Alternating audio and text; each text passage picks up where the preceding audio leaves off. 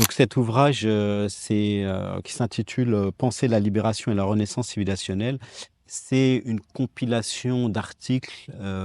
du sociologue égyptien Anouar Abdelmalek, qui est mort il y a déjà plusieurs années et qui a pour but, de faire redécouvrir, Anouar Abdelmalek, à des gens qui ne le connaîtraient pas, parce que c'est un auteur, important,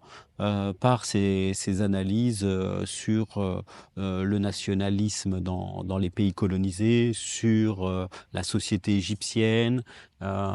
sur les luttes de libération nationale,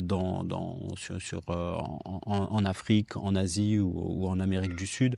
Donc c'est un auteur important, largement oublié, notamment, dans les recherches en sciences humaines et sociales,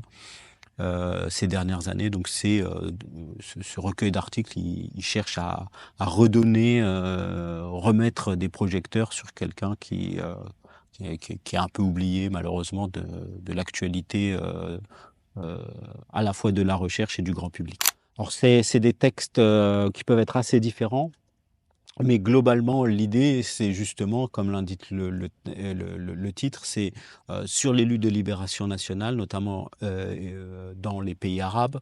et sur l'idée de, renaissance, nationale ou civilisationnelle, après la colonisation. C'est-à-dire que,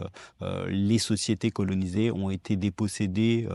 politiquement, ont été dépossédées économiquement, ont été dépossédées culturellement et que, l'indépendance, c'est pas simplement, comme disait Fanon, hisser un drapeau, c'est aussi, reconquérir le pouvoir politique, reconquérir, le pouvoir économique et reconquérir le pouvoir culturel. Ce livre, il peut apporter une nourriture intellectuelle au lecteur, contemporain sur tout un tas de sujets.